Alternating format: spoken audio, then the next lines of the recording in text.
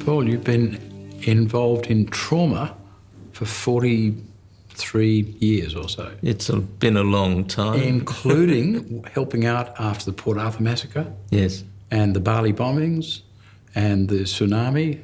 Mm-hmm. Most of the people held on Nauru now have been there for between 3 and 4 years.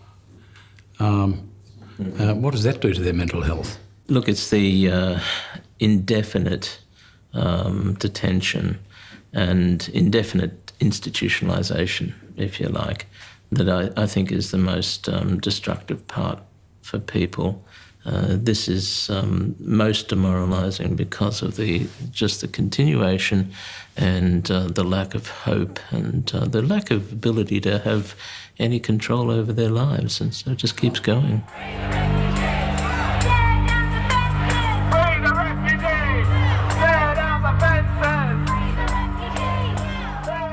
I understand that people working in health services in offshore detention are told not to offer any hope.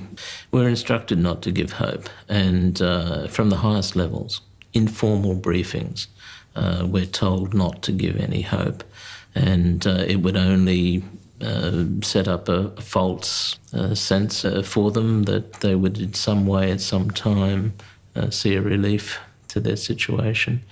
But I never subscribe to that because I'm a psychologist, and for a psychologist not to give hope is unethical. Now, what were some of the things that you observed or learnt about the response of people held there that were caused by the conditions they're held in? One of the really interesting parts of the indefinite institutionalised living is that parents on Nauru could not attach with their children. Mostly the parents were not in control of their lives, and so they were not in control of their children's lives. But this failure to attach will be a lifelong situation for those kids and for their parents.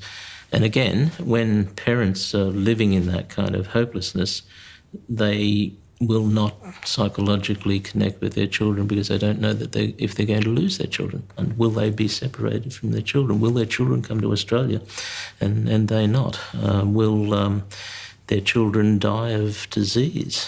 So there's a whole lot of reasons why parents don't connect with their children. It's directly relevant. And the impact on children is more immediate. You get children self-harming and Yes. children expressing the wish to die. Mm-hmm. And children, swallowing mosquito. Yes. Screws, stones, yeah. nails, anything left from a construction site that wasn't cleaned up. They engage in lip sewing and head banging and choking and a number of suicidal and non-suicidal self-harm. And so they've been born to trauma. They've been born to torture.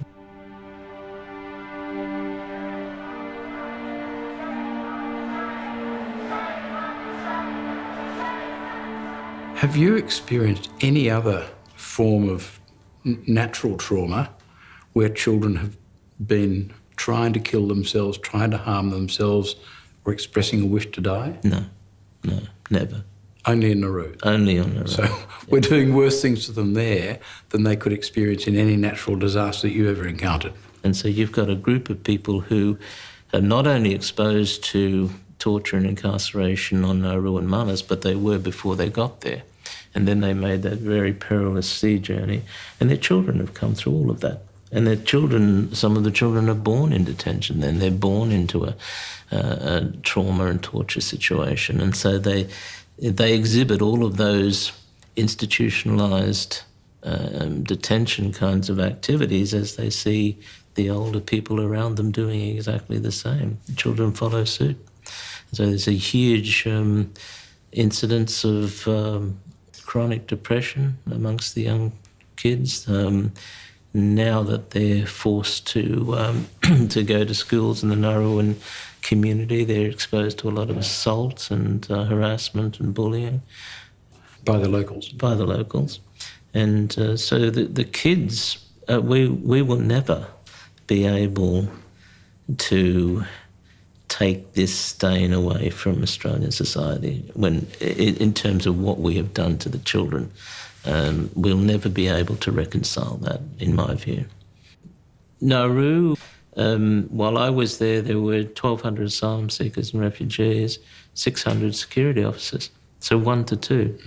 The reason why more people hadn't killed themselves is because we've got 600 staff watching them day and night with CCTV cameras. They're in the compounds, they're in the tents, they're in the guard posts. It's really a situation where 1,200 people were trying to kill themselves and 600 people would stop them.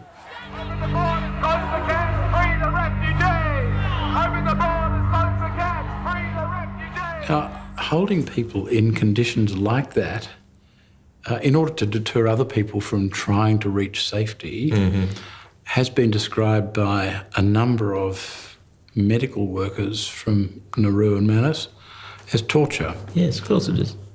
I rather thought you might agree with that. It looks to me like torture, but I'm only a layperson. I have no qualms about saying it's torture, but because they've committed no crime, and we've held them indefinitely in terrible, terrible conditions, quite discriminate conditions from the luxury that the staff enjoy.